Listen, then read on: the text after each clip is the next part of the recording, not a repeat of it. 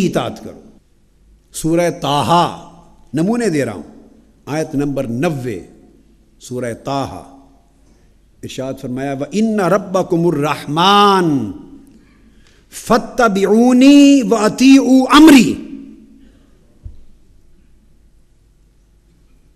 ان ربکم الرحمن، تمہارا رب رحمان ہے، فاتبعونی، میری اتباع کرو، واطیعوا امری، اور میرے امر کی اطاعت کرو۔ حضور علیہ السلام فرما رہے، رسول فرما رہا ہے، اب بتا رہے ہیں کہ رب تمہارا اللہ ہے، مگر اتباع میری کرو اور اطاعت میرے امر کی کرو۔ یہ قرآن ہے، تو کتنی اطاعتوں کا ذکر ہے؟ اس طرح کی 20 آیات ہیں جس کے 5 7 8 10 نمونے میں نے آپ کو پیش کیے کہ جن میں صرف رسول کی اطاعت کا حکم دیا اور لفظاً اطاعت الہی کا ذکر نہیں کیا، اور جہاں دونوں اطاعتوں کا ذکر اکٹھا کیا وہ 22 آیتیں۔ اب یہاں اور ایک آیت بھی ایسی نہیں اس کے برعکس کہ اللہ جب 20 جگہ اپنی اطاعت کا ذکر لفظاً ترک کر رہا ہے اور صرف رسول کی اطاعت کا ذکر فرما رہا ہے، تو کوئی ایک جگہ تو قرآن میں ایسی بھی ہوتی اور ایک آیت ایسی بھی ہوتی کہ وہاں اسی طرح کہیں رسول کی اطاعت کا ذکر چھوڑ دیتا اور فقط اپنی اطاعت کا نام لے لیتا۔ ایسی ایک آیت بھی نہیں۔ پھر میں نے اس پر غور کیا، کیونکہ یہ بات جو میں نے آپ کو 42 آیتوں کا گننا، پھر اس کی تجزیہ کرنا، چونکہ کسی کتاب میں نہیں دیکھی تھی، یہ کسی کتاب میں نہیں پڑھی تھی، یہ صرف میرے مطالعہ قرآن میں آئی، تو پھر اس کا سوال بھی خود اٹھا اور جواب بھی خود تلاش کرنا تھا، کیونکہ کسی کتاب میں تو یہ تھا نہیں، اگر تھا تو فقط اللہ کی کتاب میں تھا۔ تو سوال پیدا ہوا کہ ایسا کیوں کہ اتنے مقامات پر وہ اپنی اطاعت کا جو حکم ہے اس کا ذکر ہے، لفظاً ترک، میں بار بار لفظ بول رہا ہوں، لفظاً ترک فرما دیتا ہے، اس لیے کہ حکماً اور مانن تو شامل رہتا ہے، کہ رسول تو مطاع ہو ہی نہیں سکتا اگر وہ اللہ کا بھیجا ہوا نہ ہو اور اللہ کا امر نہ ہو، تو رسول تو ہوتا ہی اللہ کا نمائندہ ہے، اللہ کے بہاف پر ریپریزنٹ کرتا ہے اور ڈیمونسٹریٹ کرتا ہے، اللہ کا سفیر ہوتا ہے۔ تو ایسا کیوں نہیں ہوا کہ وہ کہیں رسول کی اطاعت کا ذکر چھوڑ دے اور اپنا کر دے؟ اس کا جواب سن لیجیے۔ وجہ یہ ہے کہ ان دو ہستیوں میں ایک ہستی بڑی ہے، ایک اس سے چھوٹی ہے۔ اللہ بڑا ہے، رسول اس کا برگزیدہ بندہ ہے، اور رسول اس کے بنانے سے رسول بنتا ہے، اس کے بھیجنے سے رسول بنتا ہے۔ اللہ کسی کے بنائے سے اللہ نہیں بنا۔ قل هو اللہ احد اللہ الصمد لم یلد ولم یولد، اللہ کسی کے بنائے سے نہیں بنا، رسول اس کے بنائے سے رسول بنا ہے۔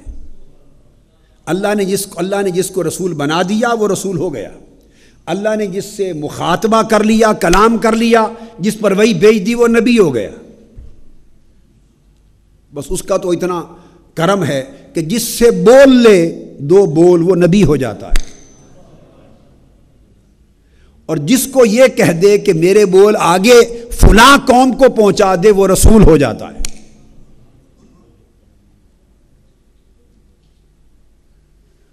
تو اللہ کسی کے بنائے سے اللہ نہیں بنا، رسول اللہ کے بنانے سے بنا ہے۔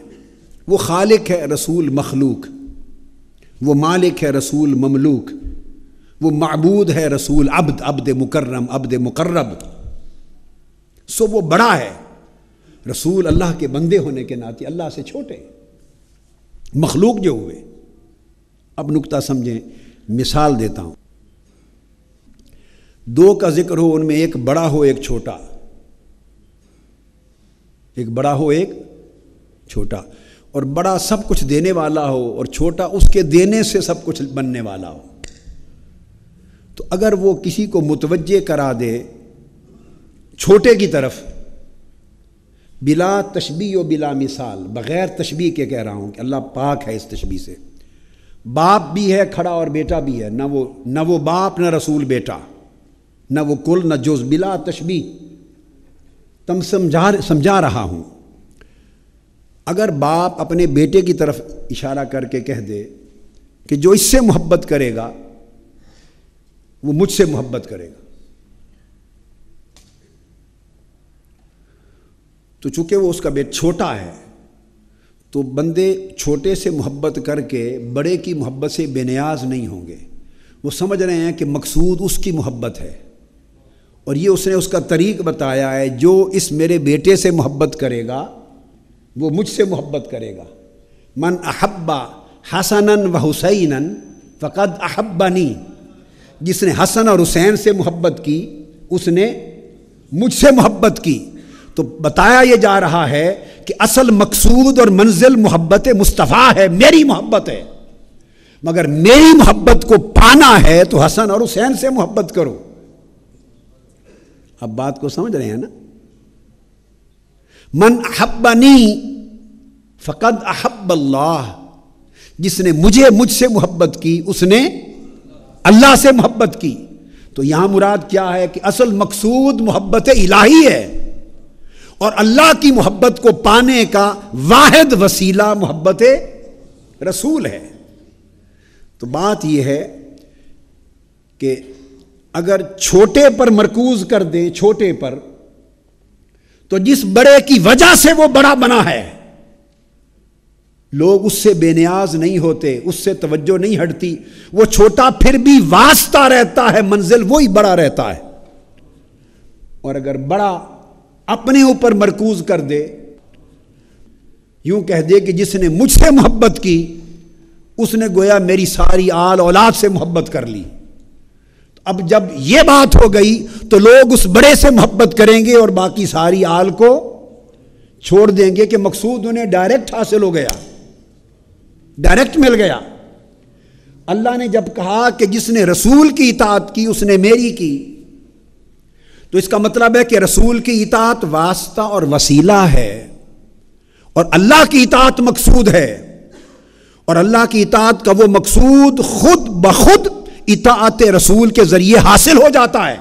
اور اگر اس کے برعکس اللہ یوں فرما دیتا من یطع اللہ فقد اطاع الرسول، اگر یوں کہہ دیتا من یطع اللہ فقد اطاع الرسول، جس نے اللہ کی اطاعت کی اس نے خود بخود رسول کی اطاعت کر لی، تو لوگ صرف اللہ کی اطاعت کرتے، رسول کو کون پوچھتا؟ لوگ رسول کو چھوڑ دیتے، رسول کو بھول جاتے، رسول کی اطاعت کی اہمیت بھول جاتی، رسول کی محبت کی اہمیت بھول جاتی، رسول کی عظمت بھول جاتی، رسول کی عزت اور حرمت بھول جاتی، اس لیے کہ بڑا براہ راست جو مل گیا۔ وہ کہتے وسیلے کو کیا لینا ہے جب منزل مل گئی۔ تو اگر اللہ اپنا ذکر کرتا اور رسول کا چھوڑ دیتا تو رسول ڈی گریڈ ہو جاتا، رسول کا ذکر ایلیمینیٹ ہو جاتا۔ اور جب اللہ نے صرف رسول پر مرکوز کر دیا کہ ان کی اطاعت کر لو خود بخود میری ہو جائے گی، تو اس سے رسول ڈی گریڈ نہیں ہوا اور نہ اللہ ایلیمینیٹ ہوا، اس سے رسول اپ گریڈ ہوا، ایلیویٹ ہو گیا۔ حضور ایلیویٹ ہو گئے اور اللہ ایلیمینیٹ نہیں ہوا۔ حضور کا درجہ بلند ہو گیا اور اللہ کے درجے میں کوئی کمی نہیں آئی۔ اور اگر اللہ فرما دیتا جس نے میری اطاعت کی اس نے خود بخود رسول کی اطاعت کر لی، تو رسول کی اطاعت لوگوں کے نزدیک غیر اہم ہو جاتی۔ سو اللہ تبارک و تعالیٰ نے امت کو توجہ اس امر کی طرف دلائی کہ تم مرکوز کرو اپنی توجہ میرے رسول پر، میرے نبی پر، اس کی محبت پر، اس کے ادب پر، اس کی قربت پر، اس کی حرمت پر، اس کی اطاعت پر، اس کی اتباع پر، اس کی رضا پر، اس کے تعلق پر، اس کی نسبت پر۔ خود کو میرے رسول سے جوڑو، اور جو میرے رسول سے جڑ جائے گا وہ خود بخود مجھ سے جڑ جائے گا۔ ان الذین یبایعونک انما یبایعون اللہ، جو آپ سے بیعت کر لیں گے وہ مجھ سے بیعت ہو گئے، میرے محبوب جو آپ کے مرید ہو گئے، ان الذین یبایعونک، جنہوں نے آپ کی بیعت کر لی، جو آپ کے مرید ہو گئے، انما یبایعون اللہ، وہ میرے مرید ہو گئے، خدا کے مرید ہو گئے۔ مرید کہتے ہیں ارادہ کرنے والا، ارادہ محبت و اطاعت کرنے والا، انہوں نے مجھ سے بیعت کر لی۔ اور اگر یہ فرما دیتا کہ جو میرا ارادہ کر لے اور مجھ سے بیعت کر لے، پختہ عہد کر لے، اس نے خود بخود رسول سے بیعت کر لی، تو رسول کے ہاتھوں میں ہاتھ پھر کون دیتا؟ وہ رسول کی حاجت محسوس نہ کرتے۔ تو اللہ رب العزت نے پوری حضور کی امت کو اور اہل ایمان کو متوجہ رسول کی ذات کی طرف کیا ہے کہ دروازہ یہ ہے مجھ تک